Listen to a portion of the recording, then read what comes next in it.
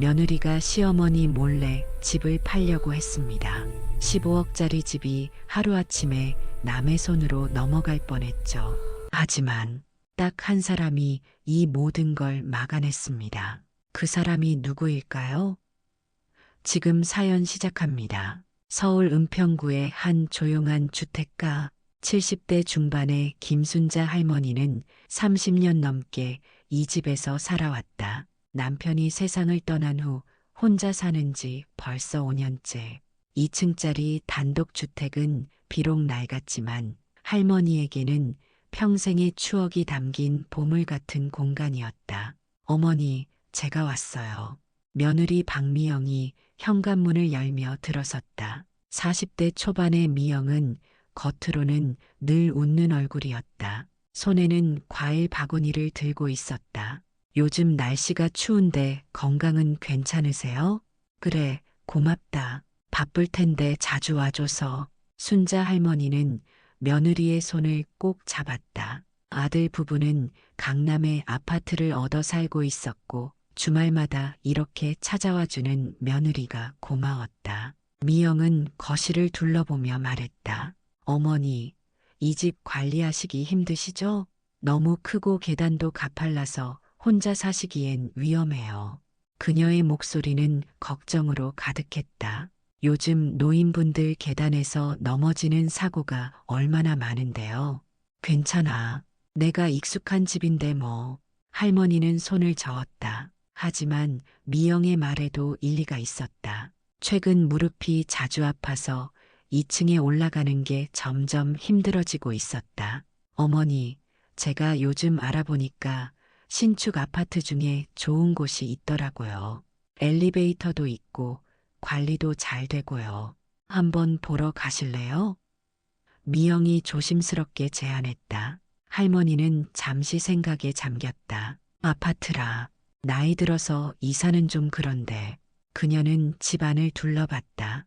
벽에 걸린 가족 사진들, 남편과 함께 심은 마당의 감나무, 아이들이 뛰어놀던 복도, 모든 것이 추억이었다. 생각해 보세요. 저희가 어머니 건강 걱정돼서 그래요. 미영은 할머니의 어깨를 다정하게 두드렸다. 아, 그리고 어머니, 혹시 집 관련 서류들 어디 있으세요? 제가 한번 정리 좀 해드릴게요. 요즘 복잡해져서 어르신들 혼자 관리하시기 어려우시잖아요. 서류? 응, 2층 안방 서랍장에 다 있는데. 할머니가 대답했다. 제가 올라가서 가져올게요. 어머니는 여기 계세요. 미영은 재빨리 2층으로 올라갔다. 그녀의 눈빛이 묘하게 변했다. 계단을 오르는 발걸음이 평소와 달리 서둘렀다. 할머니는 거실에 앉아 TV를 보고 있었다. 며느리가 2층에서 뭔가를 뒤적이는 소리가 들렸다. 서랍을 여닫는 소리, 종이 넘기는 소리. 할머니는 대수롭지 않게 생각했다. 착한 며느리가 서류 정리를 도와주려나 보다. 30분쯤 지나 미영이 내려왔다. 그녀의 가방이 전보다 조금 두툼해 보였다. 어머니, 서류들 제가 집에 가져가서 정리해 볼게요. 혹시 빠진 거 있으면 재발급도 받아드리고요. 그래, 고맙구나. 요즘 그런 것도 잘 모르겠더라고. 할머니는 순순히 고개를 끄덕였다. 미영은 웃으며 집을 나섰다. 현관문을 나서는 순간 그녀의 얼굴에서 미소가 사라졌다. 가방을 꼭 껴안고 빠른 걸음으로 주차장으로 향했다. 차에 타자마자 그녀는 가방에서 등기권리증과 인감도장을 꺼냈다. 드디어 그녀의 입꼬리가 싸늘하게 올라갔다. 일주일 후 순자 할머니는 이상한 전화를 받았다. 안녕하세요. 행복부동산입니다.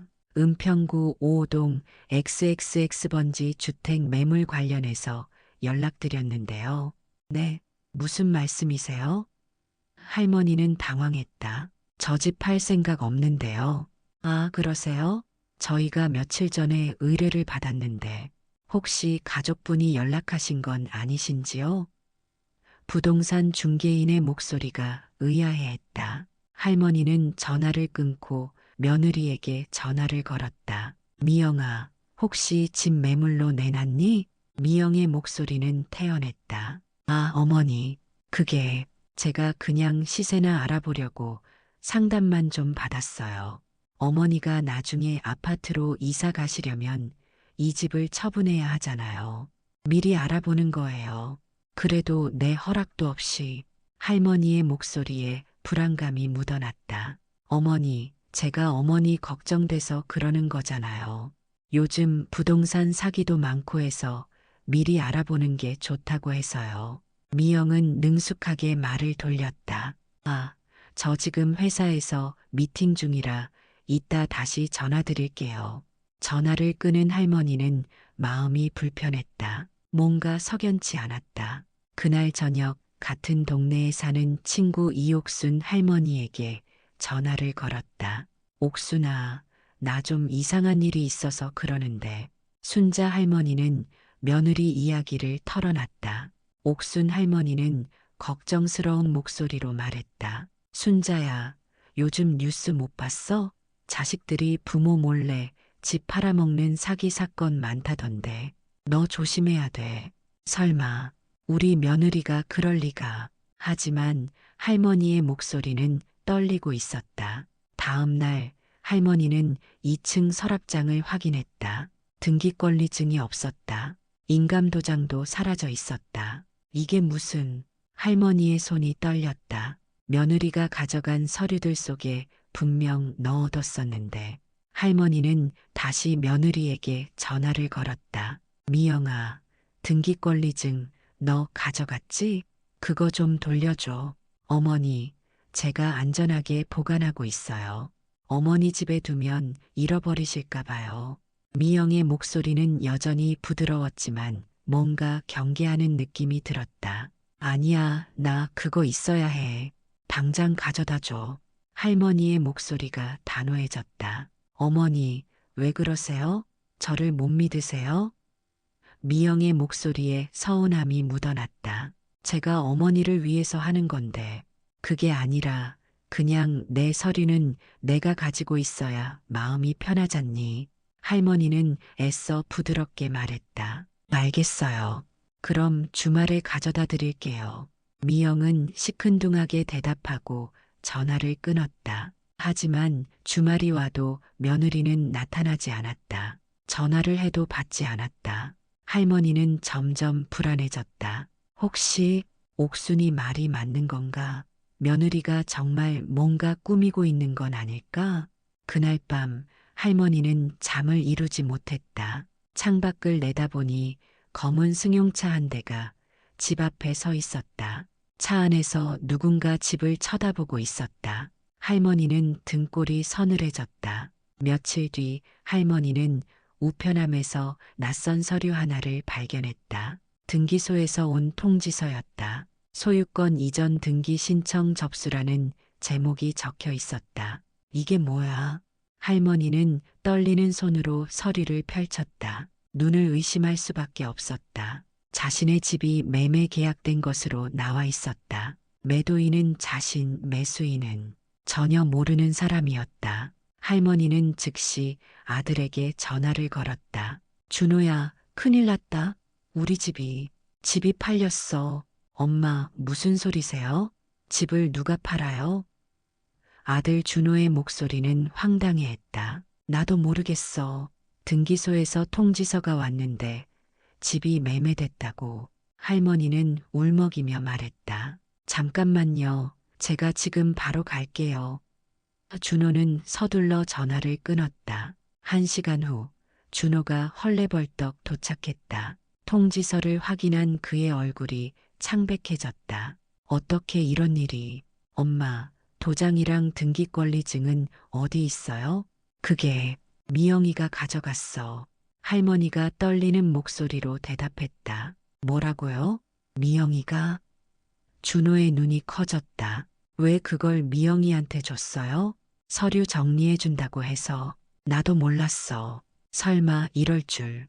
할머니는 눈물을 흘렸다. 준호는 즉시 아내에게 전화를 걸었다. 한참을 울려도 받지 않았다. 집으로 전화해도 마찬가지였다. 이상한데. 준호는 불길한 예감이 들었다. 그는 강남에 있는 자신의 아파트로 달려갔다. 문을 열자 텅 빈 집이 그를 맞이했다. 가구들은 그대로지만 미영의 옷과 개인 물품들이 모두 사라져 있었다. 탁자 위에는 쪽지 한 장이 놓여 있었다. 미안해요. 나한테도 인생이 필요해요. 당신 어머니 집으로 새 출발할게요. 준호의 손에서 쪽지가 떨어졌다. 미친, 이게 무슨... 그는 주저앉았다. 10년을 함께 산 아내가 자신의 어머니를 속이고 집을 가로채려 한 것이었다. 그는 즉시 경찰서로 향했다. 사기죄로 고소하겠습니다. 제 아내가 어머니 집을 몰래 팔려고 해요. 경찰은 서류를 검토하더니 고개를 저었다. 일단 매매 계약서의 서명과 인감이 진짜인지 확인해야 합니다. 만약 본인이 서명한 것처럼 위조됐다면 사문서 위조죄가 성립하는데 위조된 거 맞아요. 우리 어머니는 아무것도 모르셨어요. 준호가 소리쳤다. 증거가 필요합니다. 일단 등기 중지 가처분 신청부터 하세요. 그게 급한 일입니다. 경찰이 안내했다. 준호는 변호사를 찾아갔다. 하지만 변호사의 대답은 냉정했다. 이미 계약금이 지급됐고 소유권 이전 등기 신청까지 들어간 상태면 시간이 촉박합니다. 빨리 움직이지 않으면 등기가 넘어갈 수 있어요. 그럼 어떻게 해야 돼요? 준호는 절박했다. 일단 내일 아침 등기소에 가서 이의 신청을 하세요. 그리고 주민센터에 가서 인감증명서 발급 내역을 확인해 보세요. 부인이 언제 어떻게 서류를 만들었는지 추적해야 합니다. 그날 밤 할머니와 준호는 한숨도 자지 못했다. 30년 살아온 집이 하루아침에 남의 손에 넘어갈 위기에 처한 것이었다. 다음 날 아침 준호는 어머니를 모시고 주민센터로 갔다. 민원실 창구에 선 그는 떨리는 목소리로 말했다. 저희 어머니 명의로 발급된 인감증명서 내역 좀 확인하고 싶은데요. 창구 직원은 서류를 검색하더니 인쇄물을 건넸다. 최근 3개월간 총 3회 발급되었네요. 준호가 서류를 보는 순간 얼굴이 굳었다. 발급 날짜는 모두 며느리 미영이 집에 왔던 날들이었다. 그리고 발급 목적란에는 부동산 거래라고 적혀 있었다. 어머니, 이거 어머니가 발급받으신 거 맞아요? 준호가 물었다. 아니, 나 여기 온 적 없어. 할머니는 고개를 저었다. 그때 옆 창구에 있던 또 다른 직원이 그들을 보더니 다가왔다. 50대 중반쯤 되어 보이는 여성 직원이었다. 이름표에는 박정숙이라고 적혀 있었다. 혹시 은평구 5호동에 사시는 김순자 어르신 맞으세요? 박정숙이 조심스럽게 물었다. 네, 맞는데요. 할머니가 놀라며 대답했다. 박정숙은 주변을 둘러보더니 작은 목소리로 말했다. 잠깐 이쪽으로 오시겠어요? 그녀는 그들을 상담실로 안내했다. 문을 닫은 박정숙은 진지한 표정으로 말했다. 사실은 제가 어르신께 드릴 말씀이 있었어요. 한 달 전쯤 젊은 여성분이 어르신 대리로 인감증명서를 발급받으러 오셨어요. 그게 우리 며느리예요. 준호가 끼어들었다. 네, 그때 저는 이상하다고 생각했어요. 대리인이 인감증명서를 발급받으려면 본인의 위임장과 신분증, 인감도장이 필요한데 그 여성분이 가져온 서류가 너무 완벽했거든요. 박정숙이 설명했다. 그게 왜 이상한 건데요? 준호가 물었다. 보통 어르신들이 직접 오시면 서류가 좀 미비한 경우가 많거든요. 그런데 그분은 위임장 형식도 완벽하고 서명도 너무 깔끔했어요. 마치 누가 대신 써준 것 같았죠. 박정숙은 계속 말을 이었다. 그래서 제가 확인 전화를 드렸어요. 어르신 댁으로. 근데 전화를 받은 사람이 네, 맞아요. 며느리한테 부탁했어요 라고 하시더라고요. 그게 저예요. 그때 며느리가 옆에 있었어요. 할머니가 떨리는 목소리로 말했다. 그때 제가 이상하다고 느꼈던 게 어르신 목소리가 좀 긴장하신 것 같았거든요. 그래서 혹시 누가 옆에서 시키는 거 아니세요? 라고 여쭤봤는데 아니에요라고 하셔서 박정숙의 얼굴에 미안한 표정이 떠올랐다. 그럼 그때 제지하셨어야죠. 준호가 다급하게 말했다. 죄송합니다. 하지만 본인 확인 통화까지 했기 때문에 제가 임의로 거부할 수는 없었어요. 다만 박정숙은 잠시 망설이다 말했다. 제가 그날 발급 기록에 특이사항을 메모해뒀어요. 본인 재확인 필요라고요. 그게 무슨 소용이에요? 준호는 실망스러웠다. 소용이 있습니다. 박정숙이 단호하게 말했다. 그 메모 때문에 등기소에서 추가 확인을 요청할 수 있거든요. 제가 지금 등기소에 연락해서 이 건에 대해 재조사를 요청하겠습니다. 박정숙은 즉시 전화기를 들었다. 여보세요, 등기소죠? 저 은평구 주민센터 박정숙입니다. 최근에 처리된 5호동 XXX번지 부동산 소유권 이전건에 대해 이의제기가 들어왔는데요. 전화 너머로 등기소 직원의 목소리가 들렸다. 박정숙은 차분하게 상황을 설명했다. 본인 확인 절차에 의심스러운 점이 있어서요. 인감증명서 발급 당시 제가 특이사항을 기록해뒀습니다. 등기 진행을 잠시 보류하고 본인 확인을 다시 해주시겠습니까? 잠시 후 박정숙이 전화를 끊고 말했다. 다행히 아직 등기가 완료되지 않았습니다. 등기소에서 내일 어르신께 직접 연락해서 본인 의사를 확인하겠답니다. 준호는 안도의 한숨을 쉬었다. 정말 감사합니다. 박정숙은 진지한 표정으로 말했다. 사실 이런 일이 처음이 아니에요. 최근 들어 자식이나 며느리가 부모님 몰래 재산을 빼돌리는 사건이 많이 일어나고 있어요. 우리 공무원들도 더 주의 깊게 봐야 하는데 그녀의 목소리에 죄책감이 묻어났다. 아니에요. 선생님 덕분에 큰일 막았어요. 할머니가 박정숙의 손을 꼭 잡았다. 그날 한 사람의 작은 의심과 양심이 한 가족의 운명을 바꾼 순간이었다. 등기 보류 소식을 들은 미영은 당황했다. 그녀는 숨어 지내던 모텔에서 매수인이라는 사람과 통화하고 있었다. 무슨 소리야? 등기가 보류됐다고? 전화기 너머 남자 목소리가 날카로웠다. 죄송해요. 주민센터에서 뭔가 이상하게 생각한 것 같아요. 미영의 목소리가 떨렸다. 이봐요, 박 여사. 우리가 계약금으로 3천만 원이나 줬잖아요. 이게 무슨 장난이에요? 남자는 화를 냈다. 조금만 기다려주세요. 제가 어떻게든, 미영이 애원했다. 어떻게든이 아니라 당신이 분명히 말했잖아요. 시어머니가 치매 초기라 아무것도 모른다고. 그래서 우리가 이 일을 진행한 거잖아요. 남자의 목소리에 협박의 기운이 실렸다. 시어머니가 생각보다 정신이 또렷하더라고요. 미영은 변명했다. 전화가 끊겼다. 미영은 휴대폰을 내려놓고 머리를 감쌌다. 사실 이 모든 것은 치밀한 계획이었다. 6개월 전 미영은 빚에 시달리고 있었다. 사업 실패로 인한 채무가 1억이 넘었다. 채권자들의 독촉 전화가 하루에도 수십 통씩 왔다.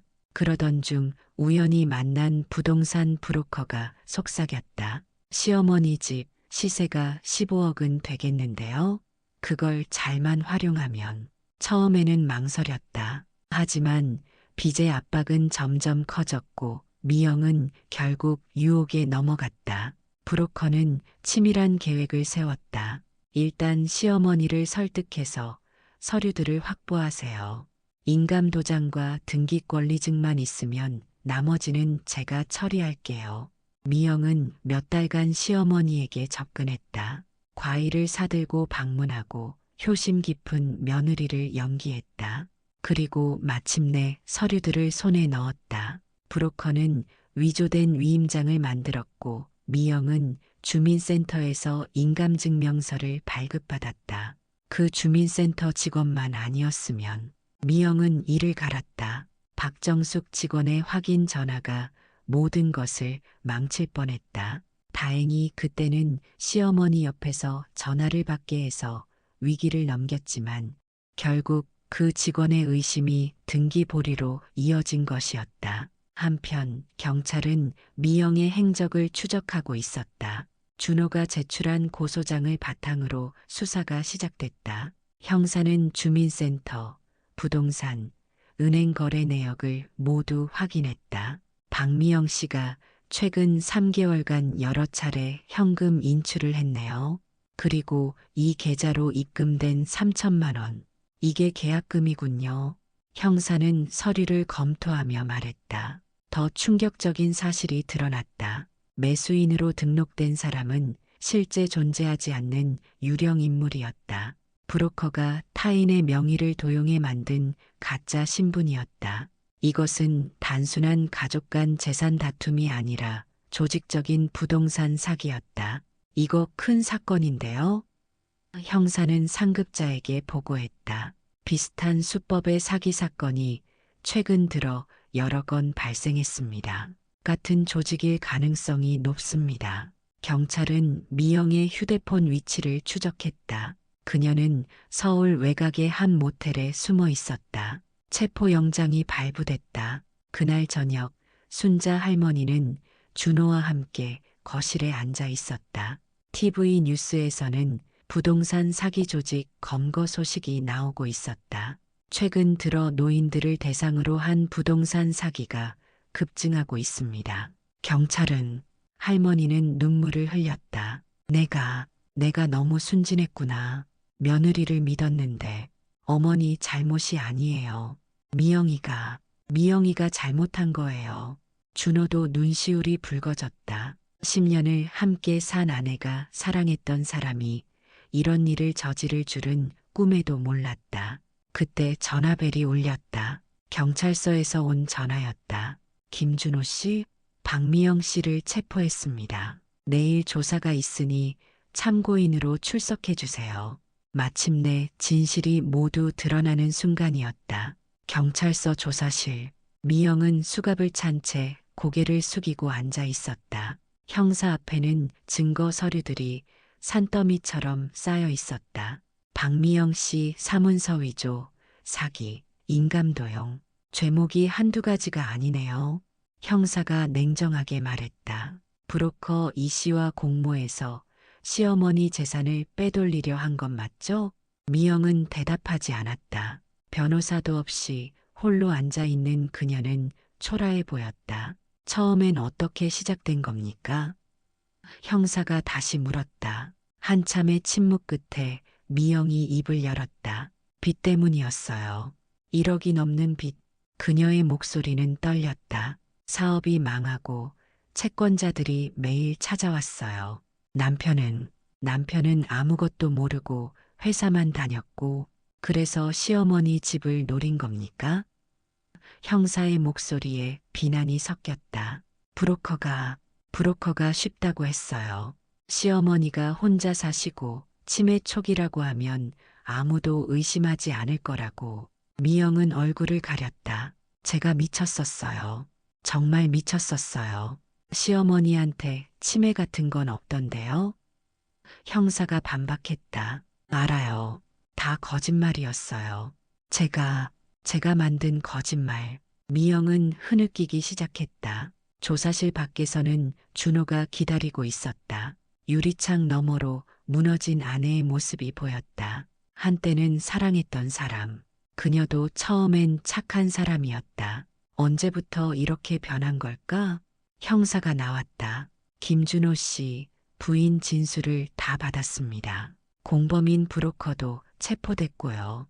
어머님 집은 안전합니다. 등기 이전은 완전히 무효 처리됐습니다. 감사합니다. 준호는 안도의 한숨을 쉬었다. 참, 주민센터 박정숙 직원분께 감사 인사 전하세요. 그분의 메모와 신고가 아니었으면 이 사건 해결이 훨씬 어려웠을 겁니다. 형사가 덧붙였다. 다음 날 준호와 할머니는 주민센터를 찾아갔다. 손에는 과일 바구니와 감사 편지를 들고 있었다. 박정숙 선생님, 정말 감사합니다. 선생님 덕분에 집을 지킬 수 있었어요. 할머니는 박정숙의 손을 꼭 잡았다. 박정숙은 손사래를 쳤다. 제가 당연히 해야 할 일을 했을 뿐이에요. 사실 처음에 더 강하게 의심했어야 했는데, 죄송해요. 아니에요. 선생님이 메모라도 남겨주신 덕분에 도움이 됐어요. 준호가 고개를 숙였다. 박정숙은 진지한 표정으로 말했다. 요즘 이런 일이 정말 많아요. 자식들이, 며느리가, 사위가 부모님 재산을 노리는 경우가요. 저희 공무원들도 이제는 더 세심하게 확인해야 해요. 선생님 같은 분이 계셔서 다행이에요. 할머니의 눈에 눈물이 맺혔다. 그날 오후 등기소에서 공식 서류가 도착했다. 소유권 이전 등기 신청 각하라는 도장이 선명하게 찍혀 있었다. 집은 완전히 할머니의 것으로 지켜졌다. 준호는 어머니를 모시고 집으로 돌아왔다. 마당의 감나무, 익숙한 계단, 삐걱거리는 문소리, 모든 것이 그대로였다. 하지만 이제는 예전과 달라 보였다. 이 모든 것이 얼마나 소중한지 깨달았기 때문이었다. 엄마, 제가 자주 올게요. 그리고 집 관리도 제가 도와드릴게요. 준호가 말했다. 고맙다, 아들. 할머니는 아들의 어깨를 토닥였다. 미영은 구속됐다. 재판을 기다리는 동안 구치소에 수감됐다. 준호는 이혼 절차를 밟기 시작했다. 너무나 고통스러운 결정이었지만 돌아갈 수 없는 강을 건넌 것이었다. 3개월 후 순자 할머니의 집에는 작은 변화들이 일어났다. 준호는 주말마다 어머니를 찾아와 집안일을 도왔다. 계단에 안전 손잡이를 설치하고 욕실에 미끄럼 방지 매트를 깔았다. 1층을 어머니가 생활하기 편하게 개조했다. 굳이 이렇게까지 안 해도 되는데 할머니가 말했지만 준호는 고집스럽게 집 수리를 이어갔다. 엄마, 제가 이 집을 제대로 지켜드리지 못했잖아요. 이제부터라도 잘할게요. 준호의 목소리에는 깊은 반성이 담겨 있었다. 그는 그동안 자신이 얼마나 무관심했는지 깨달았다. 어머니 혼자 이 큰 집에서 외롭게 지내는 동안 자신은 강남 아파트에서 편안하게 살았다. 아내에게만 어머니를 맡겼고 직접 챙기지 않았다. 할머니도 변했다. 이제는 중요한 서류를 은행 금고에 보관하고 인감도장은 아들에게 맡겼다. 그리고 주민센터에서 제공하는 독거노인 보호 서비스에 등록했다. 박정숙 직원은 할머니를 위해 특별히 재산보호 알림 서비스를 신청해줬다. 할머니 명의로 인감증명서가 발급되거나 부동산 거래가 시도되면 즉시 문자로 알림이 오는 시스템이었다. 이제 안심하세요. 누가 어머니 명의를 함부로 사용하면 바로 알 수 있어요. 박정숙이 웃으며 말했다. 할머니는 이웃 할머니들에게도 자신의 경험담을 나눴다. 경로당에 모인 할머니들은 놀라움과 두려움으로 이야기를 들었다. 세상에 며느리가 그런 짓을. 이옥순 할머니가 허를 찼다. 여러분도 조심하세요. 아무리 가족이라도 중요한 서류는 함부로 맡기면 안 돼요. 순자 할머니가 당부했다. 한편 구치소의 미영은 매일 후회 속에 살았다. 면회 온 친정 어머니는 눈물을 흘리며 말했다. 내가 왜 그랬니? 왜? 엄마 미안해. 미영은 고개를 들지 못했다. 재판 날짜가 잡혔다. 검사는 징역 5년을 구형했다. 피고인은 10년간 정성을 다한 시어머니를 배신하고 치밀한 계획하에 재산을 편취하려 했습니다. 이는 단순한 재산 범죄를 넘어 가족 간 신뢰를 무너뜨린 중대한 범죄입니다. 미영의 변호사는 선처를 호소했다. 피고인은 빚에 시달리던 중 판단력을 잃었습니다. 깊이 반성하고 있습니다. 재판장은 준호에게 물었다. 피해자 가족으로서 하실 말씀 있습니까? 준호는 잠시 망설이다 입을 열었다. 미영이를 용서할 수는 없습니다. 하지만 그녀도 처음엔 좋은 사람이었어요. 빚이 사람을 이렇게 만들 수 있다는 게 그의 목소리가 떨렸다. 법에 따라 처벌받기를 바랍니다. 하지만 출소 후엔 새 출발할 수 있길 바랍니다. 판결은 징역 3년, 집행유예 5년이었다. 재판장은 말했다. 피고인의 범행은 중대하나 초범이고 깊이 반성하는 점을 참작했습니다. 하지만 다시는 이런 일이 없도록 엄중히 경고합니다. 미영은 석방됐지만 준호와의 이혼은 확정됐다. 그녀는 친정으로 돌아가 새 삶을 시작해야 했다. 1년 후 봄, 순자 할머니의 집 마당에는 감나무 꽃이 피었다. 할머니는 마당 의자에 앉아 따뜻한 햇살을 즐기고 있었다. 옆에는 준호가 함께 앉아 있었다. 엄마, 요즘 어때요? 불편한 거 없으세요? 준호가 물었다. 응, 좋아. 내가 1층을 이렇게 고쳐놔서 생활하기 편해. 할머니는 만족스러운 미소를 지었다. 준호는 이제 주 2회씩 어머니를 찾아왔다. 회사 일이 바빠도 시간을 냈다. 어머니와 함께 저녁을 먹고 이야기를 나누고 집안일을 도왔다. 현관 초인종이 울렸다. 박정숙 직원이었다. 그녀는 개인적으로 가끔 할머니를 찾아와 안부를 확인했다. 어머님, 안녕하세요. 요즘 어떠세요? 박정숙이 웃으며 물었다. 아이고, 선생님, 또 오셨어요? 바쁘실 텐데. 할머니가 반갑게 맞았다. 아니에요. 그냥 궁금해서요. 혹시 이상한 전화나 방문자 없으셨어요? 박정숙은 여전히 할머니를 걱정했다. 없어요. 다 선생님 덕분이에요.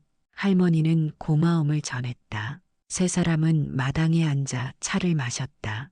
봄바람이 부드럽게 불었다. 요즘 주민센터에서 노인 재산 보호 교육을 시작했어요. 제가 이 사건 이후로 제안해서 만들어진 프로그램이에요. 박정숙이 말했다. 좋은 일이네요. 저희 같은 일이 다시는 없었으면 좋겠어요. 준호가 고개를 끄덕였다. 박정숙은 진지하게 말했다. 사실 이런 사건이 생각보다 많아요. 통계를 보니 작년 한 해만 500건이 넘는다고 하더라고요. 자식들이 가족이 부모님 재산을 노리는 경우가요. 정말 안타까운 일이에요. 그러게요. 가족이라는 이름으로 저지르는 범죄가 가장 무섭죠. 준호는 씁쓸하게 웃었다. 할머니는 멀리 하늘을 바라보며 말했다. 그래도 나는 운이 좋았어. 박 선생님 같은 분이 계셔서. 어머님, 제가 한 건 정말 작은 일이에요. 그냥 이상하다는 느낌을 무시하지 않았을 뿐이에요. 박정숙이 겸손하게 말했다. 그 작은 일이 우리 집을 지켰어요. 준호가 감사의 눈빛으로 말했다. 저녁 무렵 박정숙이 돌아가고 준호도 집으로 향했다. 할머니는 혼자 2층으로 올라갔다.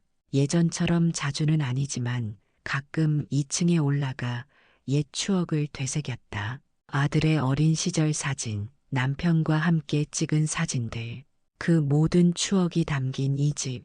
한때는 잃을 뻔했지만 이제는 더 소중하게 느껴졌다. 창밖을 내다보니 저녁 노을이 아름다웠다. 할머니는 창가에 앉아 생각에 잠겼다. 미영이는 지금 어떻게 지내고 있을까?